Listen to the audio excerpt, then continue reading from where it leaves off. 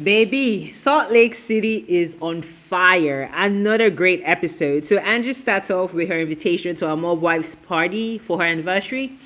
I do not get the connection, but hey, she wants a theme party, she gets a theme party. She's paying for it. Why not? So the invitation goes out, then we get to Lisa Barlow's house.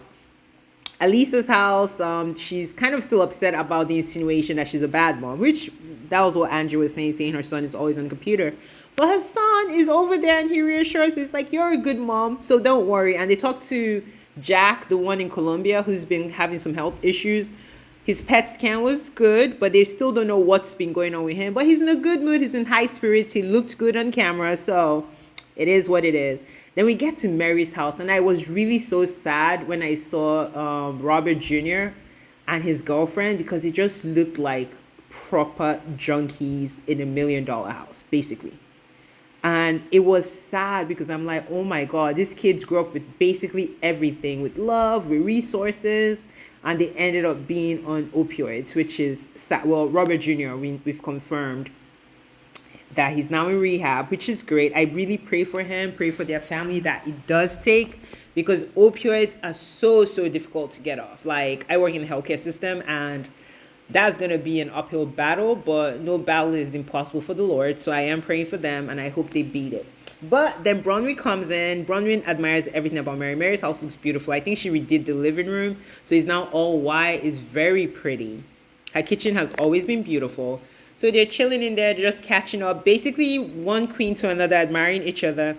And Bronwyn is like, girl, I'm getting tired of these bitches, basically. And Mary's like, mirror them. If they give you bad energy, give it back. Like, don't step down from them. Then her house phone rings. And we're like, girl, your phone ringing? Like, what? But Bronwyn's whole thing is like, basically, she's finding that Heather is full of crap, which Heather is. And Bronwyn is now like, okay, you could spread news, I could spread news. So we get Whitney and Meredith to sit down. Whitney basically apologizes. She's trying to get Meredith on her side so that they could go at Lisa. And Meredith is not taking the bait. Meredith's like, girl, handle your own business. Because Meredith sees the BS. And she's like, all you motherfuckers ain't shit, basically. So I am not going down for anybody. I'm going to fight my own battles. She's telling her, you need to tell Lisa before I do, basically, was her whole point. Then we get to the Mogwai's party. Everybody's coming in. Everybody looks good. Bronwyn is the youngest, but she looks so old. And I'm not sure what it is because she's only, I think, 37, 38. But she looks like she could be like 50s. I don't know if it's her aesthetics. Even her face looks aged, which I don't understand because when she married her husband before all the plastic surgery, she actually looked way younger. She just had like a big nose. I think that was it.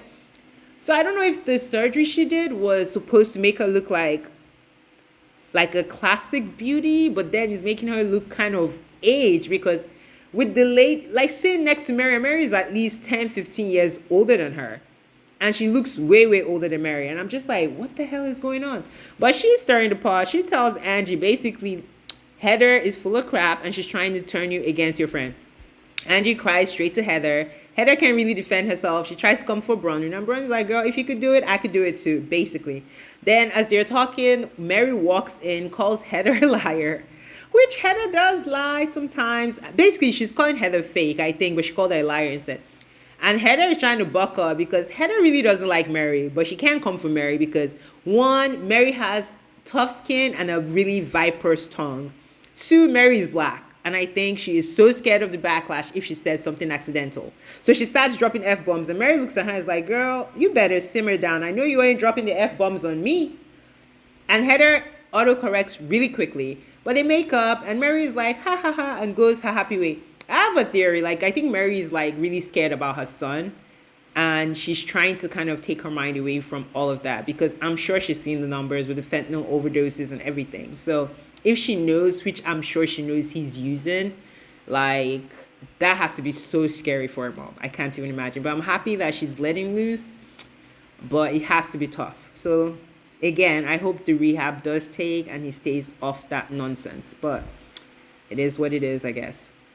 So So the ladies are all basically gathering. Heather is mad at Bronwyn, but she can't do nothing because Bronwyn has balls and she's gonna say what she means.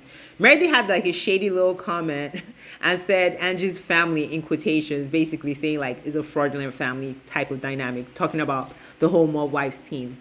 Then finally, Whitney confronts Lisa, and Lisa starts going ballistic off the back. Like, Whitney, you're lying, which Whitney does lie. Whitney is quite irritating, like from season one, but I guess she's a necessary evil. I do not get it. So they're going back and forth. Whitney is like, this is from a credible source. But then Lisa's like, give me the name. Let me call my private detective. And if it's a problem, you're going to pay for this investigation I'm about to conduct, basically. And you can see Whitney's face look like, girl, anybody got money for this kind of dumb shit that you're about to do? And the men on the other side, Justin and John, are basically next to each other. They were having fun prior to this. But now Lisa is screaming. Whitney is looking like a deer in the headlight. And Lisa turns to Justin. She's like, how do you take this? She lies so much. Da, da, da. And he's like, my wife is not a liar. But then he starts dropping the F-bombs too. And John is like, do not use those words with my wife. And these two white boys are about to start throwing hands in this party. And I'm like, girl, boy, y'all better chill. This is Real Housewives. We don't do this getter shit. Go to Love and Hip Hop if you want to do throw hands. But another great episode, guys.